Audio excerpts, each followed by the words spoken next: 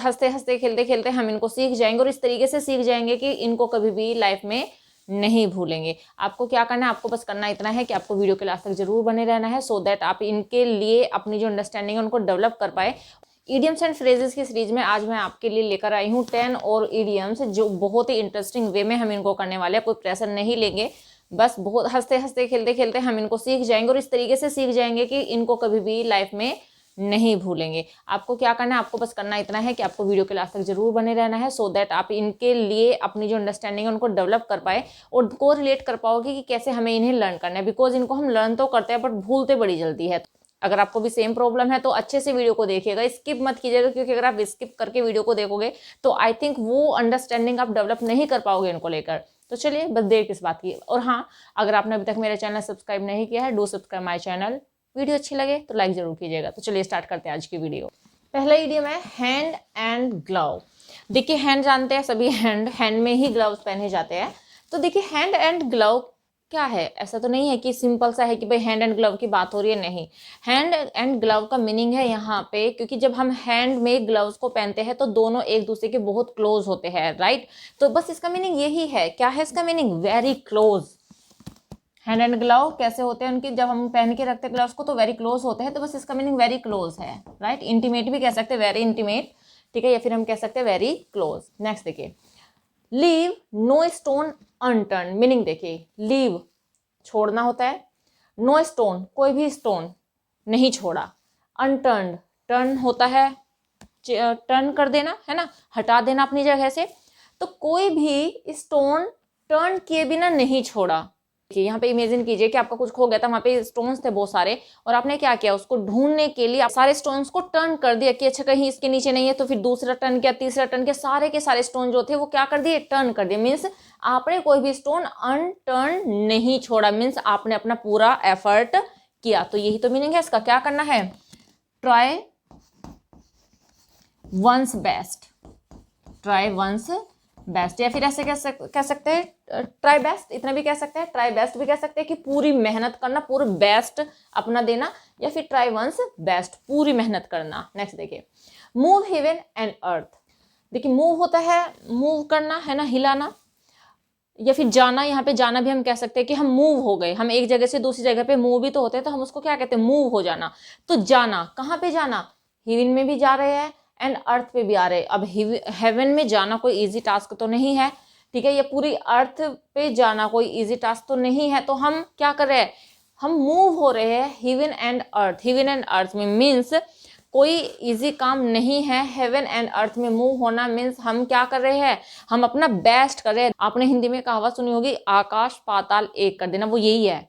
पाताल को यहाँ पे अर्थ बोला गया है एंड हेवन यानी कि आकाश। तो आकाश पाताल एक कर देना मतलब क्या होता है, यही मीनिंग है इसका भी। ट्राई वंस बेस्ट, पूरी मेहनत करना, वर्क हार्ड भी कह सकते हैं आप, ठीक है, दोनों मीनिंग हो जाएंगे, वर्क हार्ड या फिर ट्राई वंस बेस्ट, पूरी कोशिश की, धरती आसमान एक कर दिया, जो भी काम कर रहे हैं उसमें धरती आसमान एक कर दिया है। तो दोनों का मीनिंग सेम है, ट्राई वंस बेस्ट। नेक्स्ट देखिए, आउट ऑफ वुड। वुड आप जानते ही है, ठीक है, वुड लकड़ी भी होती है लेकिन जंगल भी होता है। वुड का मीनिंग क्या होता है, जंगल होता है।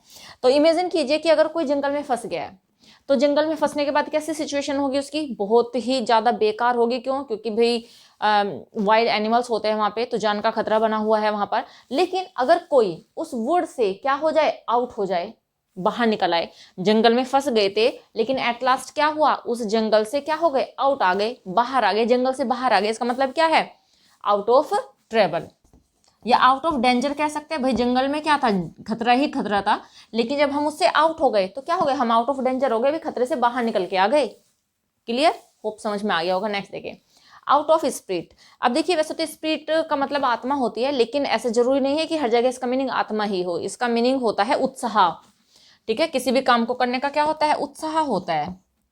सेंटेंस के अकॉर्डिंग आपको पता ही है कि इंग्लिश के बहुत वर्ड्स ऐसे होते हैं जिसमें सेंटेंस के अकॉर्डिंग उनका मीनिंग चेंज होता रहता है। तो स्पिरिट का मीनिंग यहाँ पे कोई आत्मा नहीं है, क्या है यहाँ पे, उत्साह होता है, किसी काम को करने का उत्साह, है ना। तो आउट ऑफ स्पिरिट, अब क्या है, स्पिरिट किसी काम को करने का उत्साह था, लेकिन वो उत्साह क्या हो गया, हम उस उत्साह से बाहर निकल आए। मीन्स उस काम को करने का हमारे अंदर उत्साह ही नहीं रहा है, स्पिरिट ही नहीं रही है, तो क्या हो जाएगा, आउट ऑफ स्पीड होना मीन्स डिसअपॉइंट हो जाना, हिम्मत हार जाना। तो क्या मीनिंग हो जाएगा इसका, हिम्मत हार जाना मीन्स डिसअपॉइंट होना, disappointed. Got it, I think समझ में आ गया होगा आपको।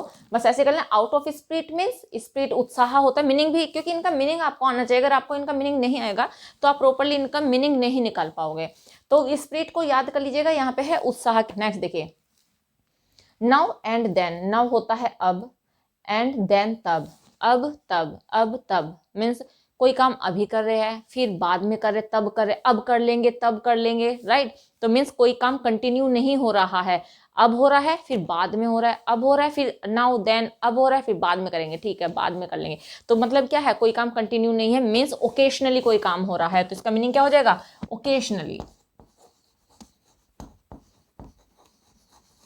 नाउ एंड देन का मीनिंग हो गया ओकेशनली, कोई काम कंटिन्यू नहीं है, यदा कदा, जिसे हम हिंदी में कहते हैं यदा कदा। यदा कदा मतलब कि कभी कर लिया कभी नहीं किया, ओकेशनली कोई काम को करना। नेक्स्ट है मेडन स्पीच। तो मेडन स्पीच देखिए, इसमें कोई लॉजिक नहीं है, आप तो इसको ऐसे याद कर लीजिए, first speech. Maiden speech means first speech. जब भी कोई अपने फर्स्ट स्पीच देता है तो उसे क्या कहा जाता है, मेडन स्पीच कहा जाता है, ठीक है। तो इसका कोई लॉजिक नहीं है, ये तो आप इजीली लर्न कर सकते हो। नेक्स्ट देखिए, मोस्ट इंपॉर्टेंट है, बहुत बड़े बड़े कॉम्पिटिटिव एग्जाम में आता है ये वाला question.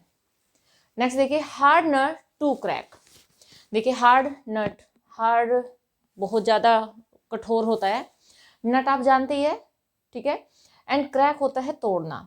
Means hard nut to crack, suppose कीजिए कि आपको एक नट दे दिया गया, और कैसा नट दिया गया आपको, हार्ड नट दिया है आपको, क्या करने के लिए, क्रैक, तोड़ने के लिए। तो जब आपको हार्ड नट दिया गया है तोड़ने के लिए, इट मीन्स वो काम कैसा है आपके लिए, जो वो है ही हार्ड है। तो मीन्स आपको एक ऐसा काम दिया गया है जो कि काफी डिफिकल्ट है। तो बस सीधा सही मीनिंग है इसका, hard nut to crack means आपको क्या करना है, एक हार्ड नट तोड़ना है। तो ये कैसा काम है आपके लिए, डिफिकल्ट टास्क है। तो ये यही हो जाएगा डिफिकल्ट टास्क।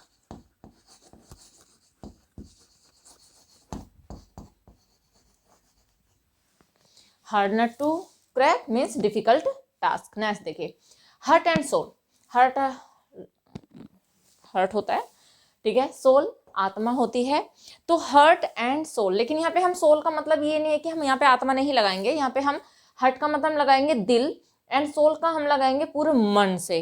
कहते हैं ना कि दिल और जान, राइट, तो वो वाला क्या ना, पूरे दिलो जान से लगा पड़ा है वो अपनी तैयारी करने में, वो यही है, दिल और जान, ठीक है। सोल क्या होता है, आपको पता है कि जब मर जाते हैं तो सोल निकल जाती है, और जब सोल निकल जाती है तो क्या, जान चली जाती है। तो यहाँ पे सोल को हम क्या कहेंगे, जान कहेंगे, ठीक है। हर्ट एंड सोल मीन्स पूरे दिल एंड जान। तो जब हम पूरे दिल एंड जान से कोई काम करते हैं तो क्या होता है, वो थ्रूली कंप्लीटली हम उस काम को करते हैं। तो पूरी तरीके से हम उस काम में लगे हुए, पूरे हर्ट से भी लगे हुए हैं एंड सोल से भी लगे। तो हम क्या कर रहे हैं, उस काम को थ्रूली कर रहे हैं।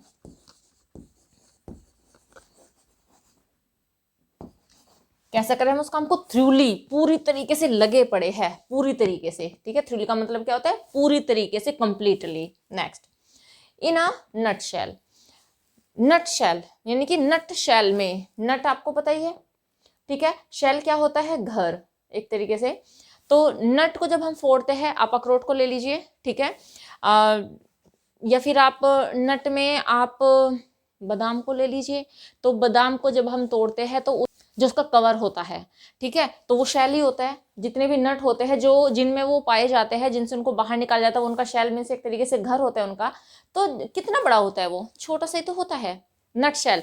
तो अगर आपको कोई नट शेल में कोई चीज रख के दे तो क्या होगा, वो बहुत छोटी होगी। मीन्स आपको कोई चीज क्या करनी, नट शेल अगर है तो मीन्स ब्रीफली, कम करके कहना, इन ब्रीफ, ब्रीफ में कहना।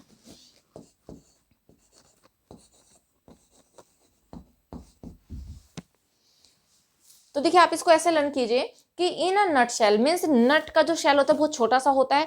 अगर हमें किसी के सामने अपनी बात को रखना है तो कैसे रखना है हमें, वो हमें ब्रीफली रखना है, इन ब्रीफ रखना है। तो हमें नट शेल में बात को कहना है, मीन्स हमें कोई बात को लंबा चौड़ा करके नहीं कहना। कैसे कहना है, नट शेल में कहना है। ये तो बहुत अच्छा है, हम अपनी डेली लाइफ में इसको बहुत अच्छी तरीके से यूज कर सकते हैं, ठीक है। तो in a nutshell means in brief या in short, to say something in brief. आप इसका सेंटेंस ऐसे बना सकते हो कि I am very busy, say all the things in a nutshell. ये सारी बातें बस मुझे नटशेल में बताओ, ऐसा नहीं कि लंबी चौड़ी मथाओं को मेरे सामने क्या करना है आपको, नटशेल में बताइए मुझे बात को, मीन्स आप उस बात को ब्रीफ में बताइए। ठीक है, तो होप ये सारे समझ में आ गए होंगे। तो बस इस वीडियो में इतना ही, मिलते हैं नेक्स्ट वीडियो में। Till then bye bye, take care, stay healthy and keep learning.